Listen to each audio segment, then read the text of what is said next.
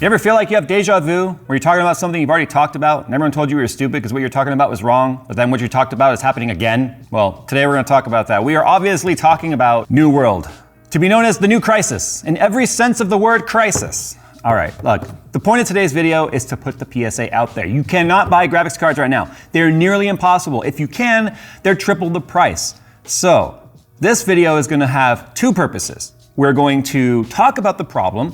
We're going to show you some examples of the problem with the amount of people that have written me emails and tweets and DMs and stuff telling me about their experiences. We're going to talk about the range, why this problem could be potentially happening, how it's happening, and what you can do to limit your exposure to this potential exploit of hardware that New World seems to be wreaking havoc right now in the gaming community. But at least the good news is if your graphics card died because of the New World that we're going to talk about right now, we're giving away some graphics cards, so you guys can learn more about that down in the description below. Shameless plug over, let's get into it. Okay, so if you guys remember back in July, was it? No, August, somewhere around there, we had the New World issue where we found 3090 cards were just exploding all over the place. The symptoms were actually somewhat generic in that we've seen the type of behavior that New World was causing with 3090s in other pieces of software that were causing problems. And the symptoms specifically being, I was playing my game, my screen went black, the fans went to 100%, which is the weird symptom, right? The screen goes black, fans go to 100%, and then I restart my system and 50-50 whether or not the system was ever going to turn back on. When the first New World beta issue happened, it sucked. EVGA found that the way the software was designed and the way the instructions or the API and the draw calls were written was kind of exposing a bigger problem that was existing on a hardware level. But up until New World, nothing had actually really created the perfect storm to cause any sort of these hardware deficiencies to really rear their ugly head. Now, EVGA was the brand that took the brunt of it because they seemed to be the brand that was mentioned the most. And what they found was about 30 cards or so in the first batch of 3090s that were sent out. Fun fact, our card, which we tried, if you remember that video, we tried to kill it, is in that batch. And ours didn't have a problem. Then again, we didn't run it for days or hours at a time. We only tested for a couple of hours, never saw anything funky, but that was after the patch. That then the problem just sort of went away. What they found was that there was a weak solder on one of the MOSFETs, which was popping that solder joint, not the MOSFET, but it was actually popping the solder joint itself, kind of pulling it apart because of excessive heat and power draw. And it was a very low number of cards that were affected. However, other brands like Gigabyte and MSI, and although not as apparent or as common, were also being affected. Some 20 series cards were being affected. Other 30 series cards, like 3070s and 3080s, were being affected, but their issue wasn't as dramatic, whereas they were dealing with random crashes. Black screen, 100% fans, the system would always turn back on. Sometimes it could game for days without a problem. Sometimes the moment they fire up the game and get into the menu, the problem would happen. So extremely sporadic. It was easy to write that off and just say, hey, it's a beta. Amazon put out a statement saying we're all stupid. They've got hundreds of thousands of players. Your guys' problems are yours, not ours. That's essentially what their statement was. And I even did a video about that, saying that that was very concerning and non-confidence inspiring for them to basically say, hey, it's all your guys' fault. Well, the game officially launched just a few days ago. And unfortunately, it has claimed more graphics cards. So this time around, the common manufacturer we're seeing is Gigabyte. Now that's unfortunate because EVGA has an amazing RMA process. They have an amazing team, and they took some flack about their cross-ship collateral policy, which I am fully behind, whether it's EVGA or some other brand. Look, they have to take your word that one, you have a 3090, and that two, you're actually going to send it to them, while three, they're sending you one in the meantime. So they're out to lose potentially two cards. The one you're supposed to send back to them, which all of those components can be recycled and reused and they have value, and two, the card they're sending to you. So I was perfectly fine, and I had absolutely no problem with those people or with EVGA having that policy, and I didn't feel any remorse for the people complaining about it because your other option was to not cross-ship and wait. It sucks, but however, I guarantee people would have taken advantage of the situation, walked away with two cards, and EVGA is over here holding the bill for both those cards, and whatever. I don't care what company it is. I'm fully behind that. You'll never convince me otherwise. However, unfortunately, Gigabyte, on the other hand, is probably one of the worst companies on the planet when it comes to responding to RMA questions, getting RMA, especially after the whole debacle we talked about last month with their whole RMA system being wiped because of their ransomware attack and their RMA server being down and them actually having to write customers and saying, hey, what was your RMA number? We lost it, basically, is what happened. So right now, if you've got a dead Gigabyte card, good luck getting them to respond, let alone actually fix it. But it makes you wonder, how can a specific brand have a problem like that? Well, clearly something changed between the beta and the fix and the production release of the game. And if you don't believe me, look, these are people saying, my card, my friend. Go to Reddit, go to Linus Tech Tip forums, go anywhere, essentially, where people are talking about this, and you're going to find a lot of people saying that at the very least, they're getting black screens, 100% fans, and shutdowns. Or unfortunately, in this guy's instance, he had the black screen, the 100% fans, and the shutdown. My video card just started doing that and my screen went blank. And this is what happened when he turned it back on. It's literally on fire. Now, what you may not notice in that video, that's a Zotac card, not a Gigabyte card. So now that you have multiple brands being affected by this, you have no longer a case to say, oh, it's just that manufacturer's problem. I see a lot of people also say, there's no possible way a game can kill a video card. A video card is only gonna run as fast as it can, it's just not gonna go past that. If only that were true. Look, I'm no driver expert, I'm no driver writer, and I'm also not an API engineer. But I can tell you, this is not the first time, the second time, or even the fifth time that this has happened. Sometimes, call draws, APIs, DX, even DirectX. People go, DirectX, this could never happen on DirectX. Yes, it absolutely can. Do you remember Furmark? Furmark would void your warranty if you loaded it. There was never really a way for a manufacturer to know you loaded a piece of software. However, there was even a warning that would pop up on the screen saying, warning, potential catastrophic damage can happen to your graphics card by running this tool. Use at your own risk. And Furmark probably has claimed more cards than any game ever has, but it's proof that the software can absolutely damage the hardware. Amazon owns a piece of this problem.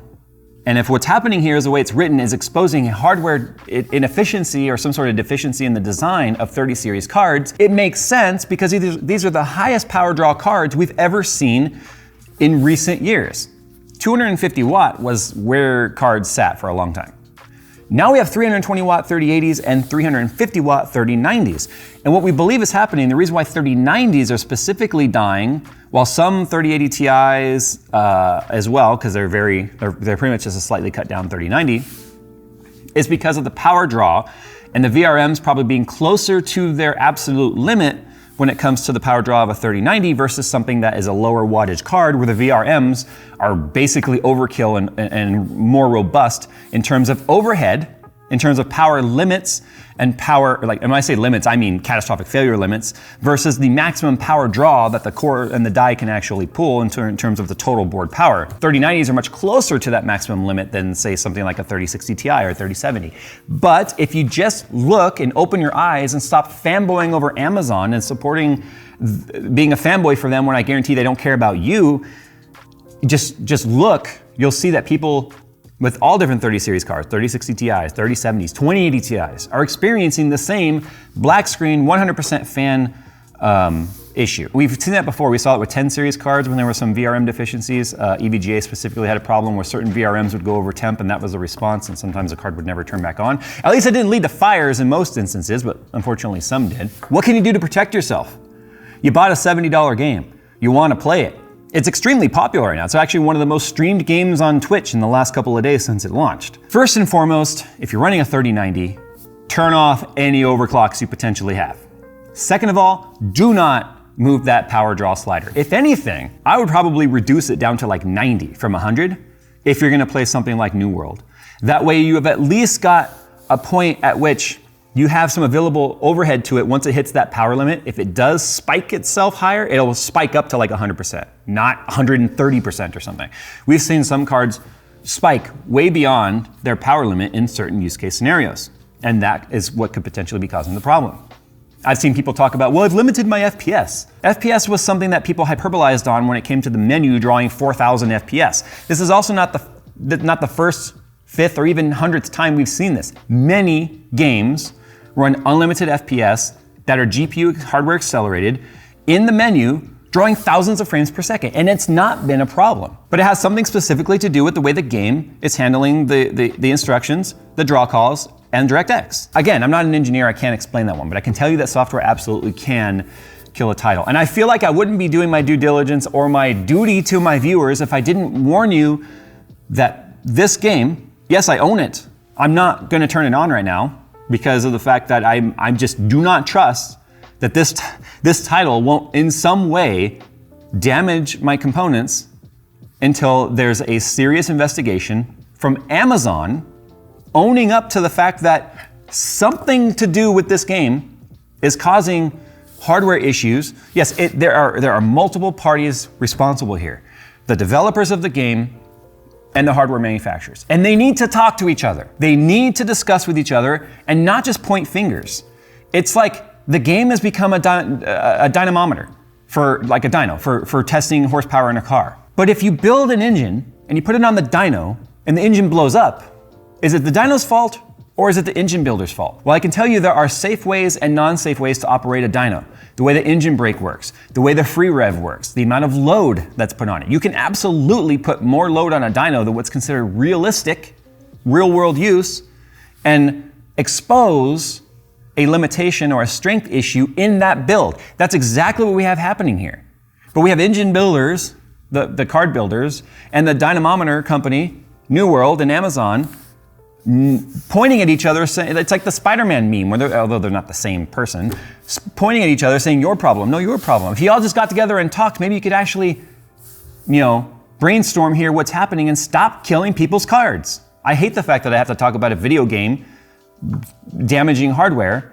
Yes, whoever's fault it is, they need to get together and figure it out and get a fix out as soon as possible. My PSA to you right now is if you own the game and you have a 3090 or any sort of high wattage card, turn off your overclocks. Don't overclock it. Reduce your power limits. Cap your FPS inside your driver as much as possible. And that's the thing. People that have written me back saying, I've capped it in the driver, but the game still goes way above it and then comes back.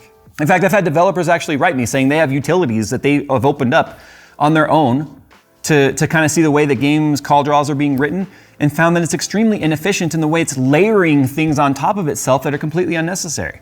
That's like saying, hey, what plus what equals 50? Well, 1 plus 1 plus 1 plus 1 plus 1 plus 1 plus 1. That's not efficient, right? There's other ways to get to 50 that don't involve doing it the longest, hardest way possible. Now, I'm sure that developers right now just cringed at that analogy, but that's basically the way that it was explained to me. That there are ways that they can fix this. But I wonder if when it comes to the game and the way it's written, that's in such a deep level that it would require some sort of a base rewrite of the game's engine to make that happen, which again is running on Lumberyard. And Lumberyard goes all the way back to the original Crysis, if you will, talking about its inefficiencies and making absolute high-end hardware at the time, 2005, come crashing down to its knees because of an inefficiently written engine. So anyway, this is a video saying, for the love of God, if you're gonna play this game, take the steps I just said to try and minimize and mitigate the amount of potential exposure you have to whatever's happening here. Reduce your power limit to 90. Undo any overclocks. Increase your fan speed. Limit your FPS as much as possible so that it keeps the spikes from going too high. And for God's sake, if the system shuts off and goes black screen and your fans turn 100%, pray. Because it's when you power it back on that you're gonna find out exactly what went wrong. It's almost like the Gigabyte issue where the overcurrent protection trips too late. But in this case, it may not trip at all, where the card turned off because it had physical damage that already happened. If you guys are playing the game, down below, write your comments on what your experience has been like. And more importantly, if you've experienced any of the symptoms that I just discussed, put your hardware down below so that we can kind of sort of zero in on the center point of what's having the most effect here, or what is being affected the most. Right now it looks like Gigabyte cards, and when it comes to that RMA process, good luck.